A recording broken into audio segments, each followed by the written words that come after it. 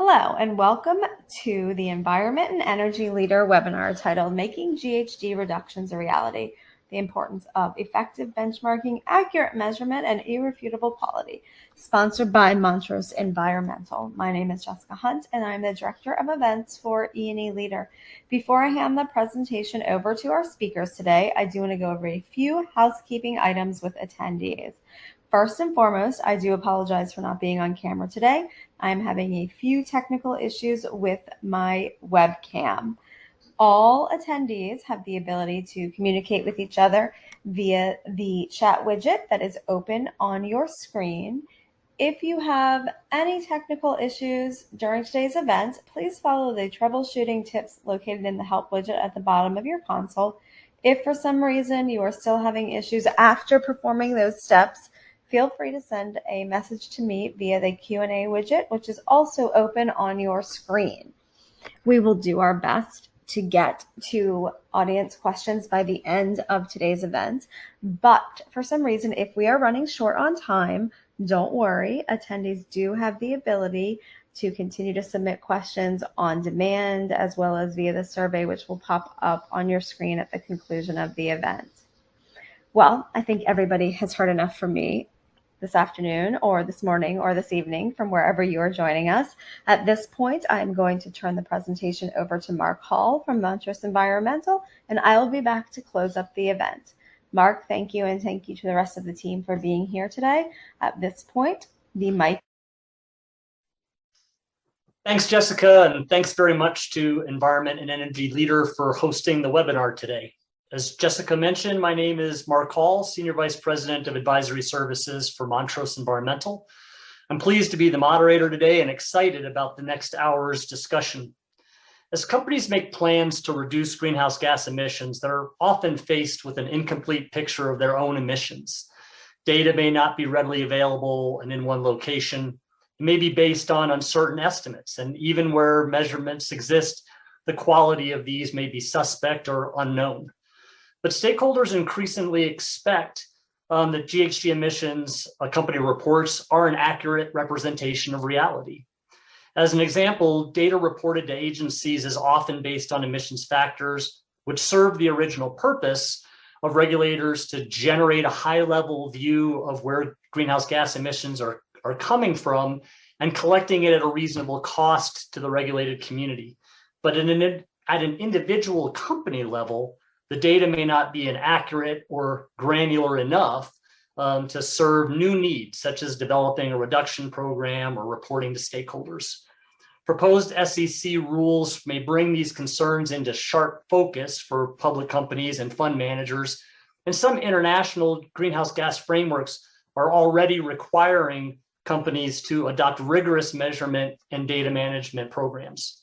Further, new technologies allow for actual greenhouse gas emissions to be detected and measured by remote third parties who can easily challenge the accuracy a company claims about its emissions. Our panel will explore considerations of benchmarking, measurement, and quality in this time of increased focus on credible reporting and planning for GHG reductions. We'll share some steps we've developed on how to make an achievable and actionable greenhouse gas reduction plan. So let me introduce our panelists. Melissa Dacus is a principal and air permitting and compliance specialist at Montrose. Melissa provides environmental consulting assistance to clients in the oil and gas, power generation, LNG, chemical manufacturing, petroleum refining, and terminal operations sectors. She has a master's of business administration from the University of Delaware and a bachelor of science and engineering and chemical engineering from the University of Pennsylvania.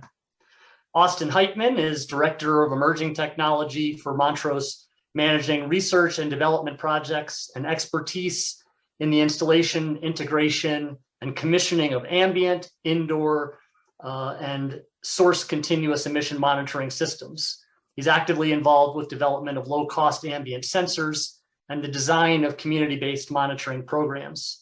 Austin has a BS in chemical and biological engineering from Colorado State University. Dan Zimmerly serves as director of the Methane Emissions Technology Evaluation Center, METEC, and of the Remote and Distributed Energy Center both at Colorado State University. Dan has served as a principal investigator on a number of major studies of methane emissions in the natural gas supply chain, including studies of upstream, midstream, and distribution systems at a national and or regional scale. He holds mechanical engineering, both bachelor's and master's degrees from North Dakota State University.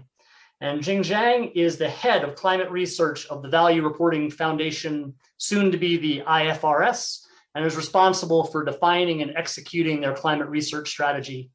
His roles include responsibilities in standard setting, market engagement, and external communications for climate-related areas. Jing has numerous published books and research papers on financial risk, including the forthcoming book by Risk Publications, Climate Change, Managing the Financial Risk and Funding the Transition.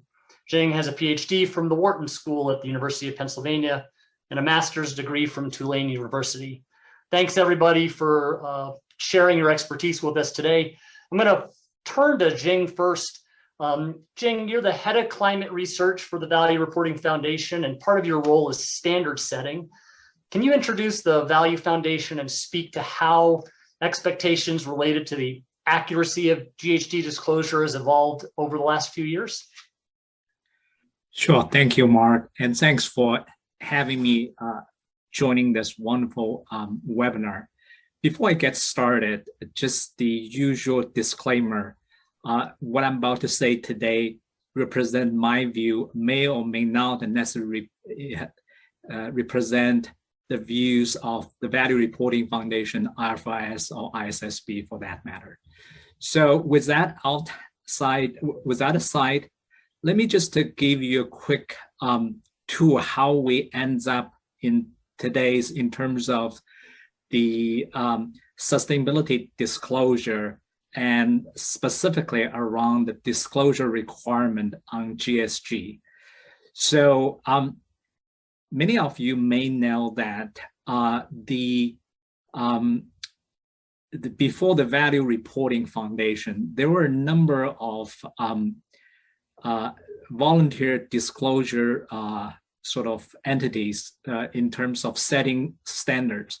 So notably, there are GRI, there are SASB, there are CDSB, and there's the World Economic Forum, etc. So there have been a sort of involvement of a number of the volunteer standard settings around the sustainability related initiatives. And from the very stakeholder perspective, there's a very strong desire to bring all these volunteer standard setters into something which is more longer term, more official, and more sort of in line with what have already been existence along the financial disclosure. And that really leads to what's on this slide, the International Financial Reporting Standard Foundation. So that's why I'm explaining first about what the IFRS Foundation is about. So it is an international nonprofit public interest organization. It has a three-tier governance model, which start with monitoring board, which provide oversight responsibility. Actually, the monitor board is effectively the IASCO, the International Association of Security Regulators. And SEC represent the US interest on that in the IASCO on that monitoring board. The other two tiers of the governance model, one is the trustees that they provide governance strategy. And the third layer are the two boards. The first board is the International Accounting Standard Board, and they're responsible for setting the internationally the financial statement reporting. So for those of us based in US, the ISSB equivalent in US is FASB. The ISSB, the International Sustainability Standard Board, is the newly established board as a result of a number of volunteer standard setters trying to evolve and merge. So specifically, the Value Reporting Foundation, which consisted of SASB and the IIRC, is being merged as we speak into this newly established International Sustainability Standard Board. CDSB has already been part of that since the beginning of this year. ISSB was the ISSB was established with COP26 last November, and as of last week, in terms of the board members, we have already constituted with the announcement. We already have 10, and the expectation is that we'll get to 14, the full board at the end of the year. So the board has the board piece as well as the technical staff. So I come from the part representing the technical staff, working with the boards in developing and setting the standards. So that's the organization, and it's a very extensive, inclusive new process. And our mission is really about providing transparency, accountability, and efficiency to financial market around the globe. Now, on the international sustainability standard part, we really try to leverage the success out of the IASB accounting standard. If you look at what's actually happening on the financial statement reporting side, outside the US, pretty much everybody else is currently using IASB financial accounting standard. And this is widely used in 140 jurisdictions around the globe. And we're really trying to leverage that. We're trying to achieve something similar on the sustainability related disclosure. Next slides, please. So let me get into a little bit more details around the sustainability standard reporting, and then we'll quickly, hopefully, set the foundation for the GHG disclosure. So what we're trying to do is to develop a standard for global baseline for sustainability disclosure and the digital taxonomy to enable electron tagging of disclosures. We focus on meeting the information needs of investors. And so on this part, I want to highlight that as we have seen the words multi-stakeholders and the GHG reduction, GHG disclosure, we're trying to serve many stakeholders. And our mandate is really about, at the end of the day, is serving investors. And it's not that we don't care about other stakeholders. We're just trying to stick to our knitting because we feel that there's a huge need in terms of understanding the sustainability related issues for investors. And if we do it well, we hope what we build for investors, can be used by other stakeholders. But we do want to have a focus, have an explicit mandate on investors. And I should also add another point is that when we look at various disclosure issues, there's another lens, which is we're looking at an issue, whether it has any real impact for enterprise value of the reporting entities. And if that's the case, and that will be relevant to investors. We're trying to do it in a way that will enable firms to provide comprehensive sustainability information for the global capital market. As we know that the nature of the issue we're looking at here, emission, as well as the capital flow, as well as what we're trying to achieve, is a really global issue. So that's why we're taking this global view.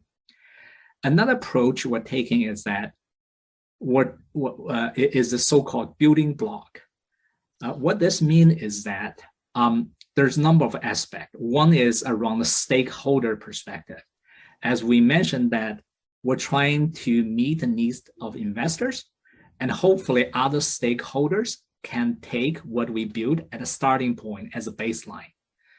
Another point about the building block is that what we're trying to do is the global baseline.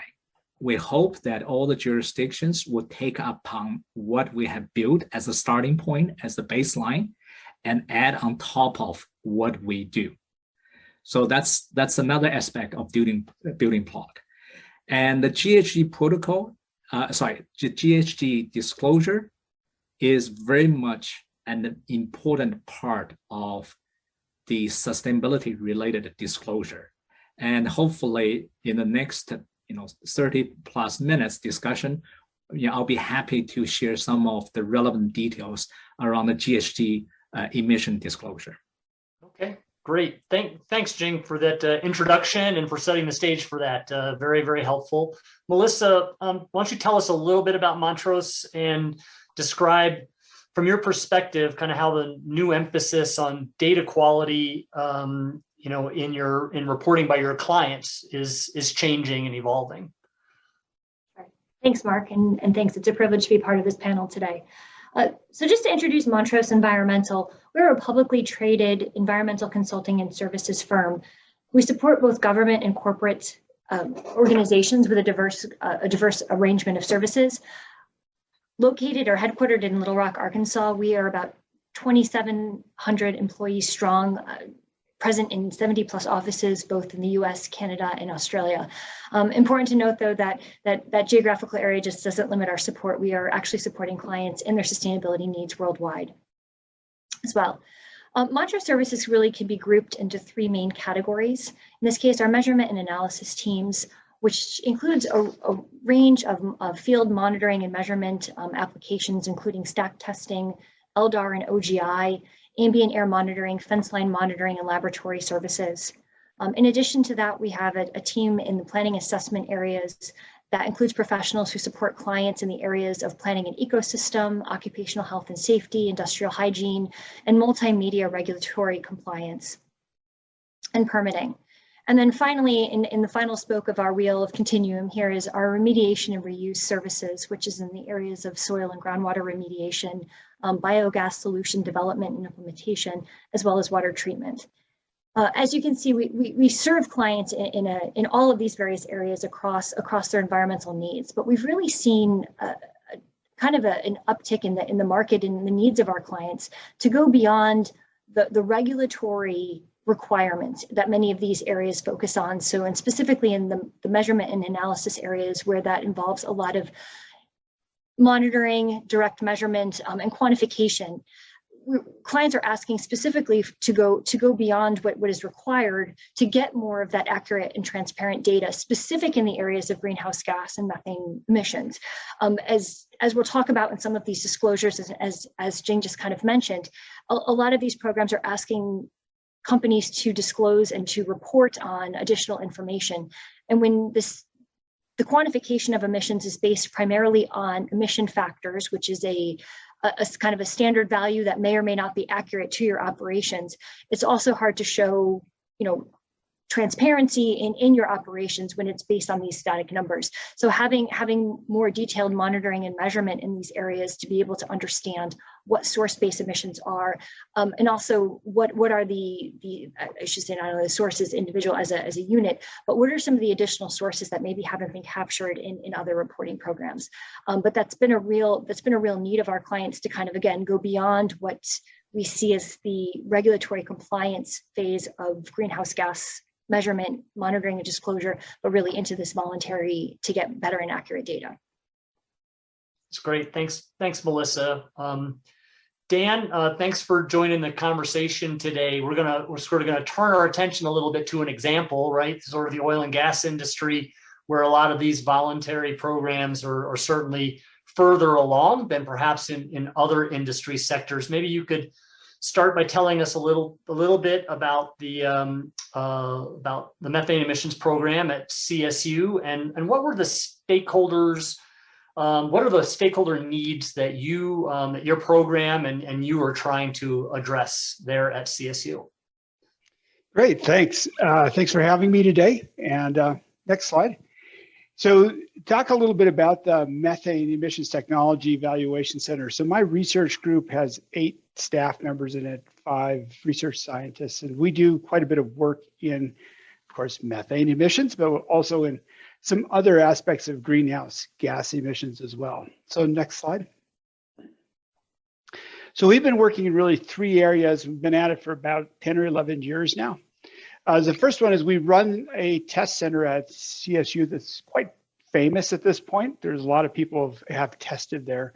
And we test leak detection solutions in kind of a mock-up of an oil and gas field. But we do more work than just test leak detection solutions. We spend quite a bit of time developing common methods. So we have an industry advisory board.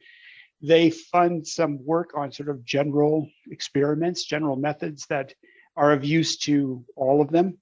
And we've done quite a bit of work recently on safety-focused work related to underground gas leaks, particularly gas migration in the event of some type of accidental break in the pipelines. The second thing we do is field measurements, and we've measured in most sectors of the natural gas industry. As an example, right now we're finishing up a top-down, bottom-up reconciliation study in Colorado. One of my sub-teams is going out to measure abandoned oil and gas wells, and we're about to start a project to look at crankcase vents on large engines and using like gas lift in the production sector. So we generally do the kind of measurements that are a little squirrely, they're a little bit far from the center. Maybe develop a little bit of methods development and that type of thing to make them happen. And then the last thing is we spend maybe about half of my team at any given time is working on software, either to simulate emissions or to simulate abatement programs. So the next slide has we got a picture of the BTEC test site on it. Next slide, please. And that has, just to give you kind of a feel for the site, and then I'll talk a little bit about why we're here, right? So the program was originally started by a Department of Energy, an ARPA-E grant, to get the program up and running. But since then, it's expanded quite a ways beyond that initial box. But the general idea here is that most of the buyers of leak detection solutions are also reporters of emissions measurements. And so they would like to do that in the most cost-efficient way. And they also want to understand the quality of what they're reporting. And so part of what we've been doing is looking at all the different aspects of how those solutions perform in control testing in the field, in applications that are not quite where they tested, and looking at how to model and extrapolate those up to a larger level. The engagement there has largely been on an experimental basis up until probably the last year and a half or so. And at this point, the kind of stakeholder pressures that are pushing people toward more measurement and reporting, we're starting to get to the point where this is kind of getting real. People are starting to trust or need to trust what they put in place. And whether that's like a survey method where you're flying an aircraft overhead, or it's a ground team doing a traditional inspection, or it's some sort of continuous monitor, the stakes are going up for the quality of that information. And I would love to report to you that it's all there and it's working. But the reality is that there's actually quite a lot of noise in that system, right? And so part of what we're seeing is, or trying to do in our communication process, is to keep people grounded on what's really trustworthy or really ready for prime time in terms of operational deployment, and the kind of stuff that's a little dodgy yet, or maybe just a little bit too early stage, that you wouldn't want to bet your SEC review on it right now. So.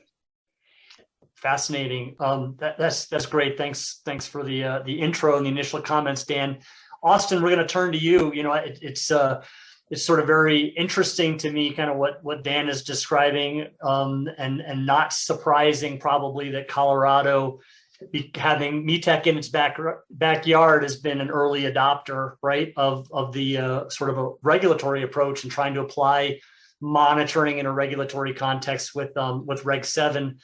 to monitor methane emissions in the oil and gas sector. Tell us a little bit about what you focus on, and you obviously spend a lot of time doing work in Colorado as well, but how are the, kind of the accuracy and reliability of technologies used to measure greenhouse gas emissions in real time? How is that affecting your clients and affecting their obligations? Yeah, thanks, Mark. So as Mark mentioned, my name is Austin Heitman, the Director of Emerging Technologies within Montrose's Air Quality Group. Over the last few years, I've been primarily focused on, and similarly to Dan, the evaluation of new technologies to monitor for leaks or greenhouse gases. Most of the technology I worked with are point sensors or continuous optical gas imaging, so continuous OGI devices. And then I also support the implementation of the technologies into our clients' air monitoring programs. So the Colorado program, the Reg 7 rule that you mentioned, Mark, requires all new multi-well facilities to continuously monitor for methane or a surrogate and provide real-time results and alerts when emission events may be occurring on site. So I led the effort to develop Montrose's program that operators use to maintain compliance for this rule. And in doing so, and in continuing to improve those programs, we've implemented or piloted everything from ultra low cost metal oxide based technologies to photoionization detectors, tunable diode lasers, continuous OGI cameras. And I think that when we talk about accuracy, reliability of gas analyzers historically, normally people are thinking about how well can a system give us the correct measurement of that compound. But when we're talking about monitoring for fugitive emissions, methane emissions in the oil and gas space, it's more important to look at the accuracy in terms of the correct detection of a leak or some kind of an unexpected emission event on site. So how we run our evaluation studies is typically by partnering with an upstream operator, typically an existing client of ours, to use one or multiple sites that where the site's currently producing to determine the reliability of the system to accurately detect those emission events. So almost in a private METEC type setup, we'll deploy monitors around a production facility or near wellheads. And then in an ideal scenario, we'll actually deploy more monitors on the site than what the manufacturer might be recommending, so that once we can go back and review the data, we can determine how many monitors do we actually need to capture the events that we did identify on that site.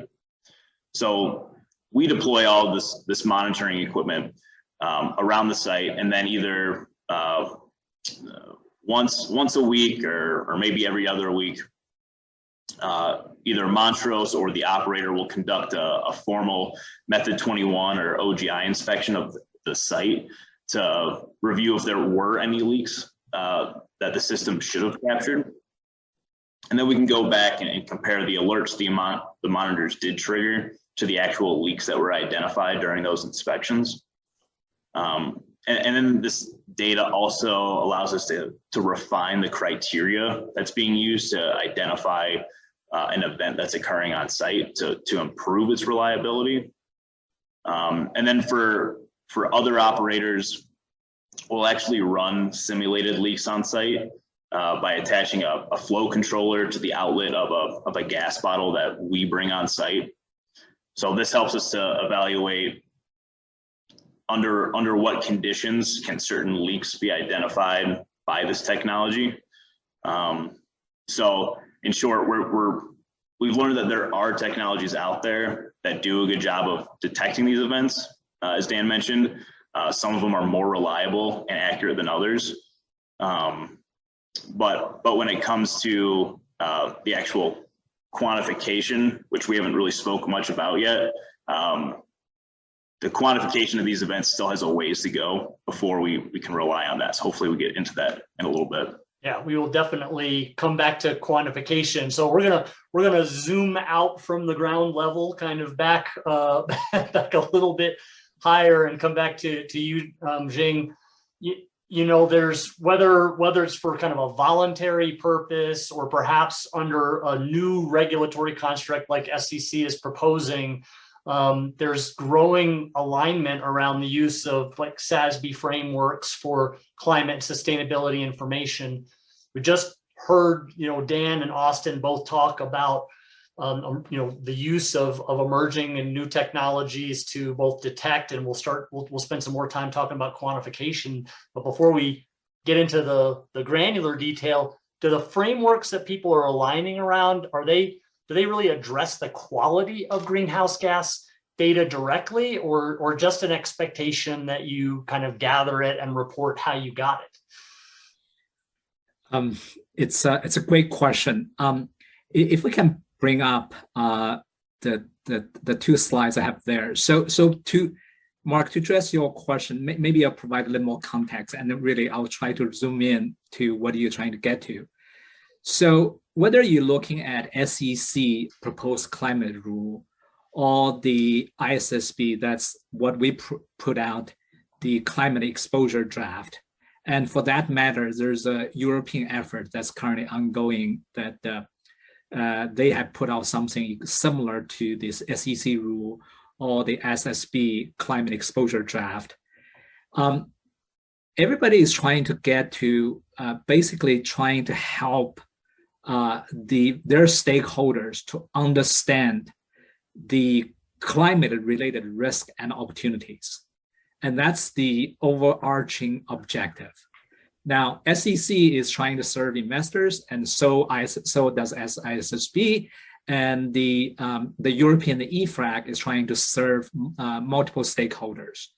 Now, if you take what the three entities are trying to achieve, there is a bit of commonalities in the following sense. Everybody starts with so-called TCFD guiding principles. And then under the TCFD guiding principles, there are more specific content. So in the context of what the ISSB trying to achieve, so we have the, let's call it cross-cutting, which means that part get applied to all industries. And those are basically fashioned after the TCFD recommendations. So namely, it has 4 pillars, so-called governance, strategy, risk management, target, and metrics. Now, with that cross-cutting piece, the SASB industry-specific climate-related industry requirements come in. And that's where you see more sort of granular content around the physical risk, transition risk, climate-related opportunity, etc. And that's where sort of the emission-related requirements come in as well. And let me get into a little more specific about the GHG emission requirement. Next slide, please. So if you can start with a cross-industry set of metrics, we basically get into some pretty detailed description about what we're expecting from the preparers. So for cross industries, we're asking for scope 1, 2 emissions. These are the disclosure are required separately for the consolidated accounting group. So this is at the parent, at the subsidiary level, as well as associate joint venture on consolidated subsidiaries, affiliates, not included consolidated accounting group. Now, we think that we're asking pretty granular information relative to the previous conversation about at the wells level, at the facility level. We totally understand there's a gap here. But again, we're trying to serve investors, right? Right. And we're also asking the disclosure around the approach used to include emission for how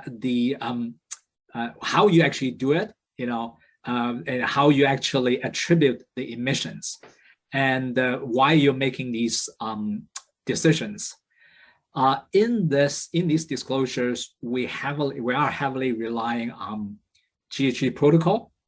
If I tease out what's been discussed in the last part of the discussion, there's a question mark how granular GHG protocol is and whether it's conducive to more direct measurement. I think those kind of feedback. By the way, I would encourage you guys, if you have strong view on this, please do give feedback to organizations like us and like SEC or EFRAG, because that kind of feedback would be very, very helpful to us as well as to all our stakeholders we're trying to achieve. Now, for scope 3 emissions, we're asking for upstream, downstream. We're really trying to enable the investors trying to understand if the scope 3 emission is material, where they come from, what's the context, etc. Now, what I just described are so-called cross-industry metrics. Now, we do have quite a bit of detailed requirement for various specific industries. Those are oil, gas, etc. The usual suspects, so-called the high emitters industries, and that's pretty granular. I would encourage, if you're interested, take a closer look. Now, those requirements had been developed over the last number of years, working with the preparers as well as investors. We understand that this field is a fast evolving one. We've loved, again, we love to hear your feedback and work with you guys to see if there's anything we can do to improve, to serve our stakeholders. Now, lastly, I should have mentioned this. All the disclosure requirement that we have put forth is subject to this so-called materiality assessment. And actually, before that, I should also add, there's another sort of filter, which is the adjective there is significance. So effectively, the climate risk disclosure requirement we're asking, and for that matter, we have also put out a general set of requirements for all the sustainability related issues. There is a so-called significance sort of filter. So what we're asking is, please do disclose the material information of significant risk and opportunities that you are exposed to climate or others and other sustainability related. So effectively, there are two processes of determination. One is in terms of determining whether the risk and the opportunities are significant. After that process of determination, whether the resulting information is material or not to the investors. So now get to Mark, your question, the data quality. Now, we care deeply about the data quality, but that sentence is not in our disclosure requirement. But you can see that if we use the analogy from the financial statement, right? We know that the financial statement, the accounting statement, right? There are a lot of the eyes on that. So many people are involved in U.S. with the SEC and the various legal requirement, right? There's just that. So what we're trying to achieve is that we're trying to bring the sustainability related disclosure, trying to get to basically the same level as the financial statement disclosure. So you can see that kind of degree of requirement naturally implies a certain set of, I would call, very rigorous implication of data quality, accuracy, etc. Right? That said, I should also add that we try to be useful, provide decision useful information to investors, but we need to do it in a way that we're not introduce undue burden on the preparers. And we would like to see that the sweet spot is that if the firms, the preparers, for your own purpose, your own internal risk management or business planning, if you need to do that, and also that set of information will be useful to investors, that's really the sweet spot, and that should be the starting point. There's some very interesting, kind of probably similarities between accountants and engineers. We've got a lot of engineers on this call today, but I want to go to you, Melissa, because I think what Environmental Defense Fund, the environmental NGO did with a lot of studies that they've done kind of over the last 6 or 7 years is demonstrate that the methodology that was being used by EPA that was really designed to try to not be burdensome, right? To try to gather information, but do it in a way that wasn't burdensome, was not a very accurate representation, right, for at an individual facility level. And that's given rise, right, to the oil and gas methane partnership and some other similar frameworks. Can you talk a little bit about why you think so many oil and gas clients are committing to the OGMP when maybe under the sort of the scenario that Jing just described, maybe it's useful, maybe it's not for them, but there's a lot of people feel like it's important now for them to kind of move that direction. No, absolutely. You're right on, Mark. And I think what we're seeing, we've known for a long time that emission factors are, when they were originally developed years ago, it was a good estimation at the time with the data that we had available. And folks have been using that. And that has been what has been specifically to US industries in particular, across all sections of the mandatory reporting rule in particular. A lot of that was based on emission factors. And in many cases, it can be a gross overestimation or underestimation of a company's emissions. Specifically in the oil and gas space, we'll use this industry kind of as a case study in this discussion. We have found that there is a huge departure. I'll use one kind of example, a particular type of source, which are called pneumatic controllers that are in oil and gas, that emits methane as part of their operations. They're actually designed to emit methane in the way that they operate. Using the GHG emission factors out of the reporting rule versus some field data, some actual engineering calculations on how much these units are emitting. I know an operator that their emissions were a difference of about 2/3 higher using emission factors than in actual emissions. And so when you're looking at that, and especially when you're talking about disclosing and reporting and quantifying emissions for various programs outside of just what EPA is requiring, and in some cases this could have financial implications in particular, that is a huge discrepancy in what you're calculating. What the Oil and Gas Methane Partnership has done a really good job of putting together this framework. This is a European based framework, and this is what a lot of the European regulations are being formed under.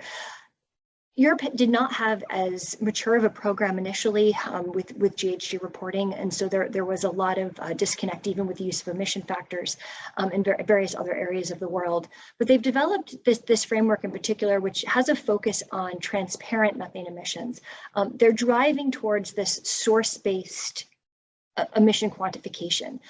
So right now, you can see kind of on the representation of this slide, there are various levels. For most folks, based on US reporting, we would be located at that level 3, which is the use of generic emission factors on the source level.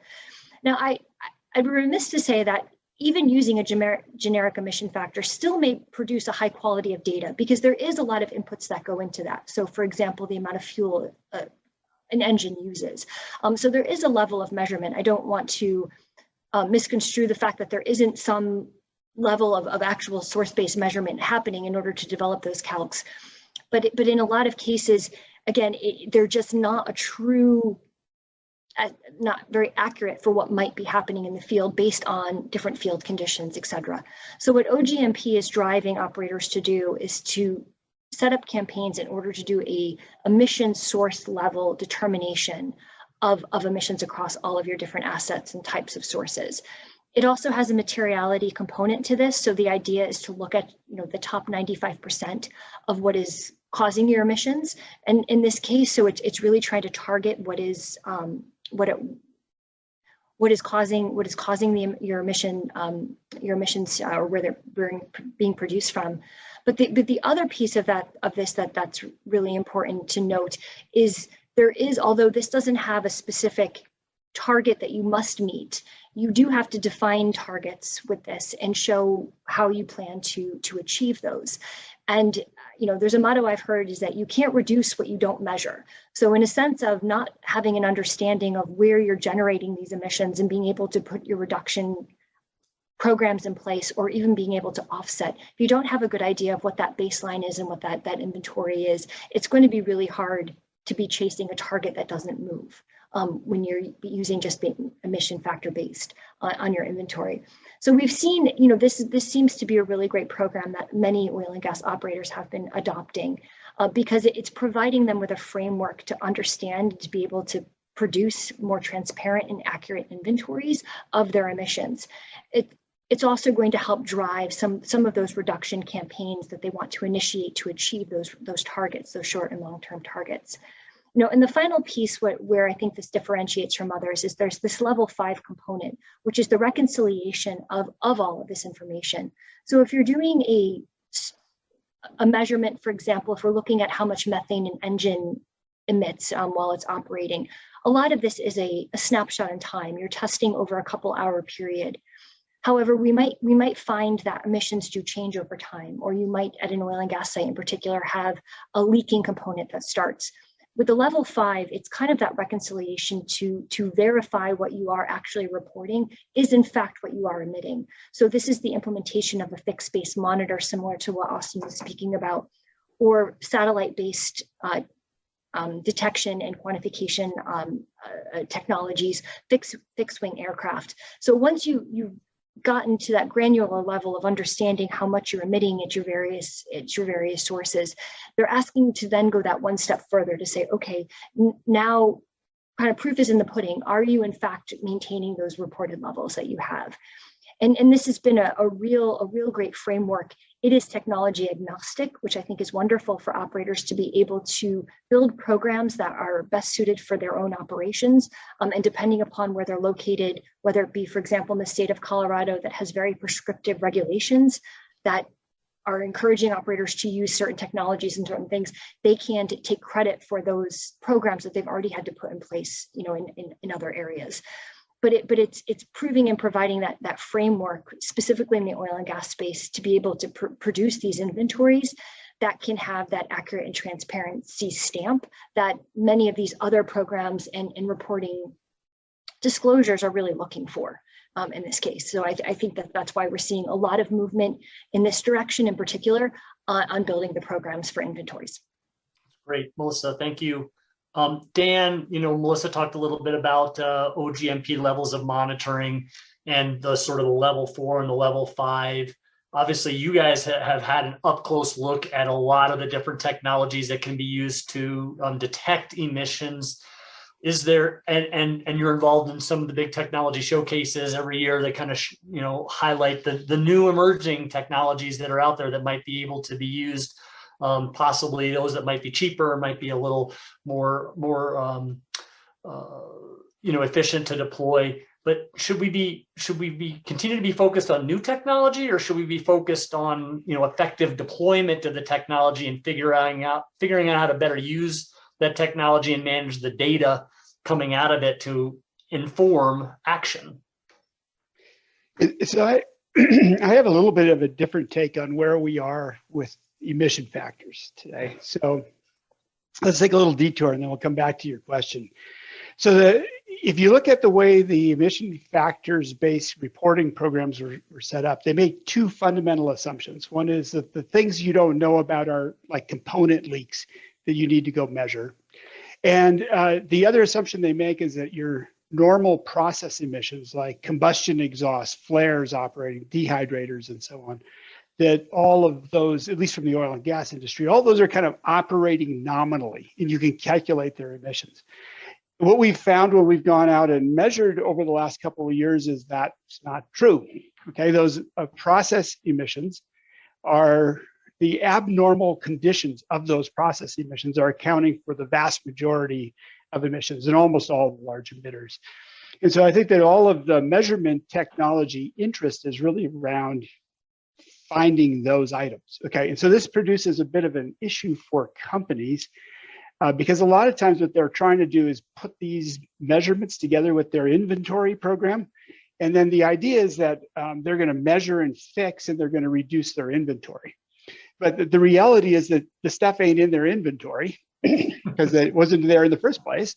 And when they go out and measure it, they're going to find stuff that wasn't in there. So like a good example of that was we have, we're doing a campaign here shortly to look at crankcase vents on engines. And we know that those crankcase vents are kind of on the same order of magnitude as the exhaust methane slip. So this is a pretty big number, but it's in nobody's inventory.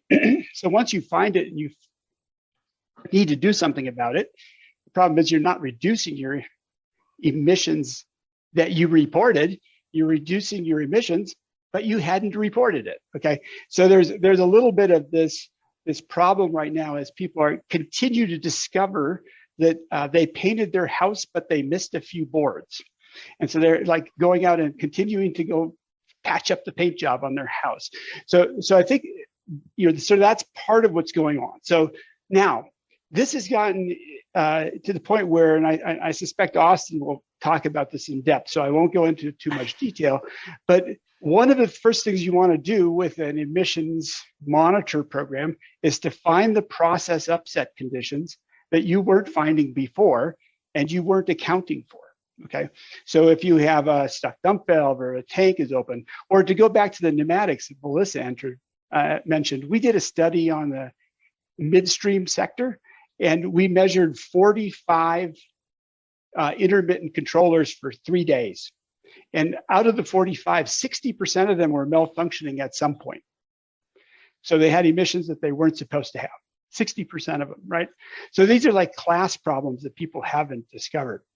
So the idea, I think, is to find these things that we don't know about and find them really quickly so we can fix them and presumably then report them. Okay, that's a much harder problem, okay? Finding and fixing is relatively easier, it's not easy, but it's easier than finding, quantifying, estimating, and then fixing, okay? Which is a much tougher problem.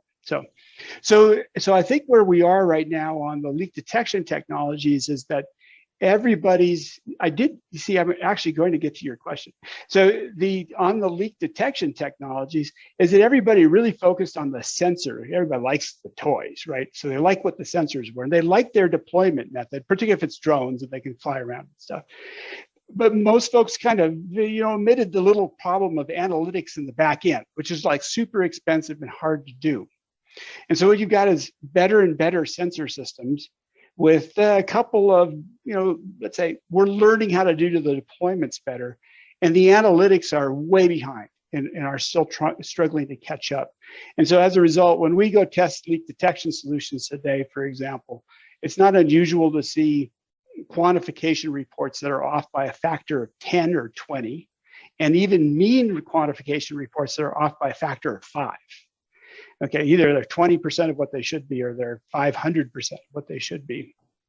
And that sort of goes across the entire, in the entire suite or portfolio of measurement solutions, but it's not uniform. There are some solutions that are further ahead or they constrain their operations more, they do better.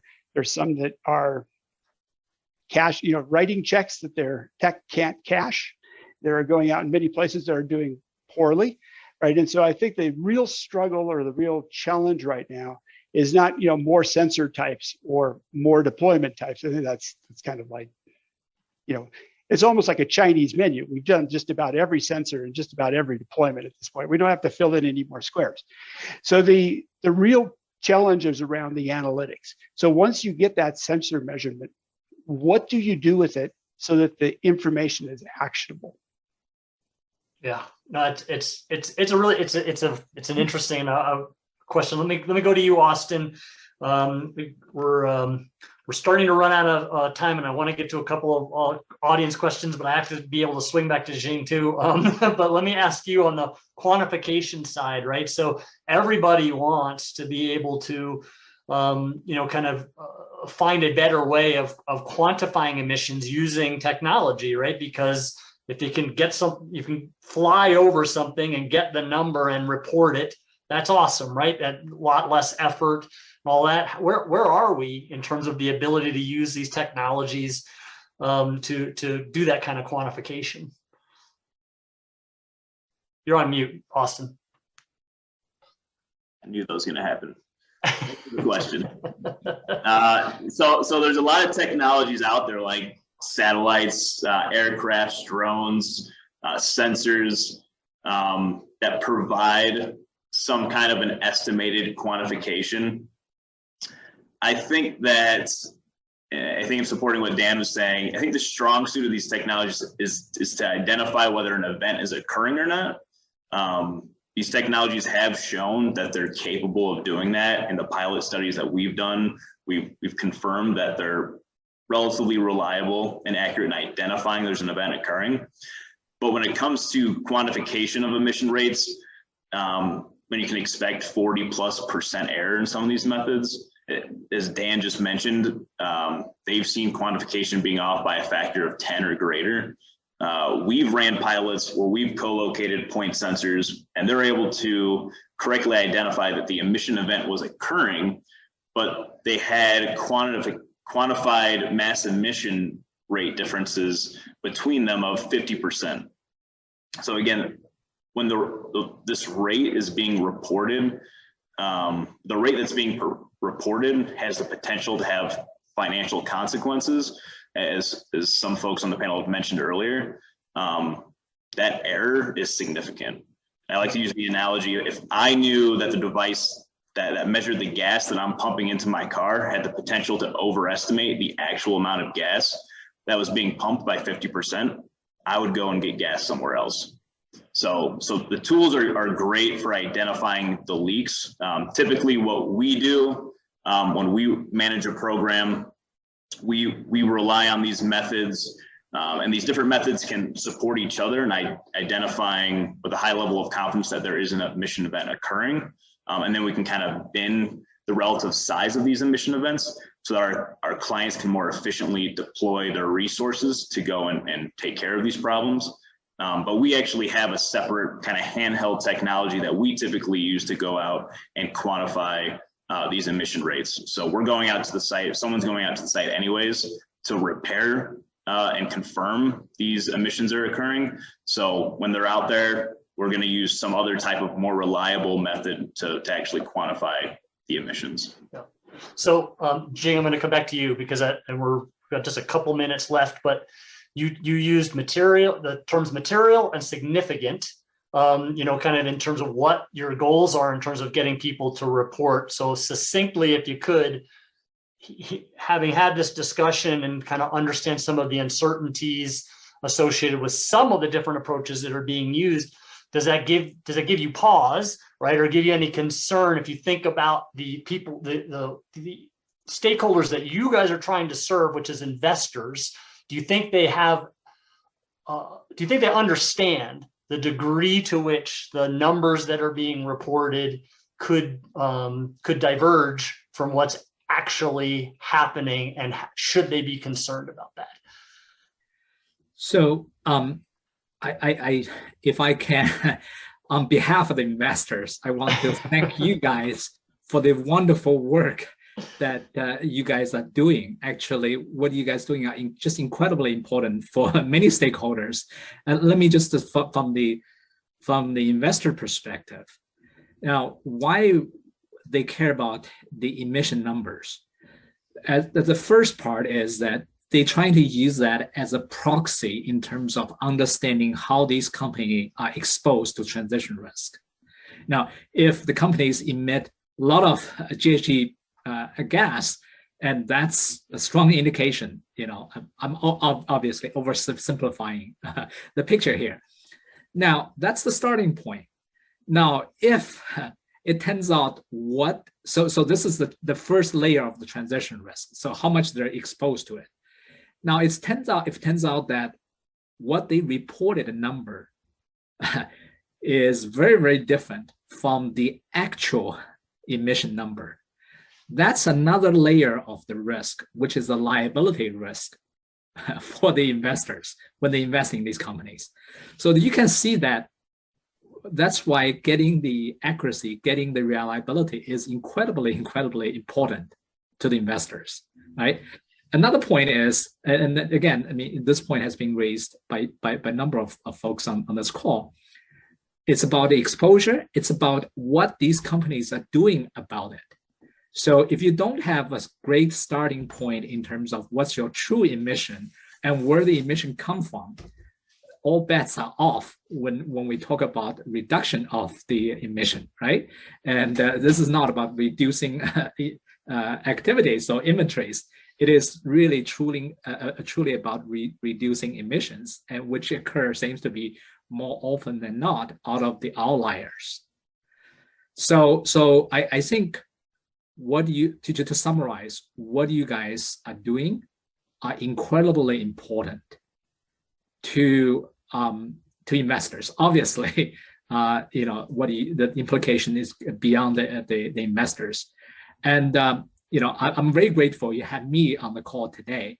If we ever do a call like this, I would say that we should get somebody from the auditing world, the folks who will be auditing the emission numbers going forward, be part of this conversation, right? And here we have an ecosystem of folks like SEC, ISSB. We're starting with the disclosure requirement, but then there are folks who are come in to really try to ensure that actually these numbers are accurate, reliable, etc.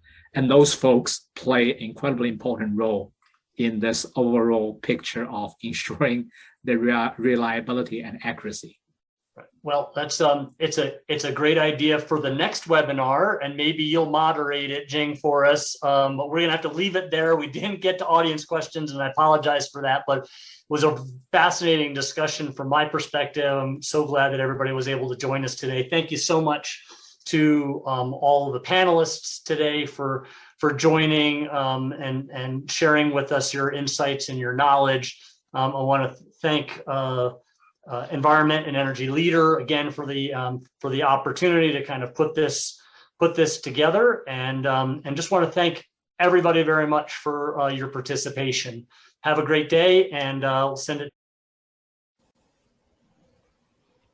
Mark, Austin, Melissa, Jing, as well as Daniel, thank you for an incredible hour of thought leadership and advice. Unfortunately, as our attendees can tell, we do not have time for a Q&A session today, but that doesn't mean you should not submit questions still.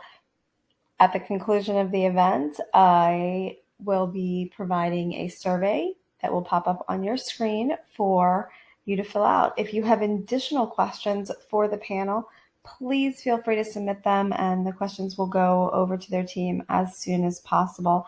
I do want to thank Montrose for putting together such a fantastic event this afternoon, and I do want to apologize to the attendees for the fact that you can't see me on camera today.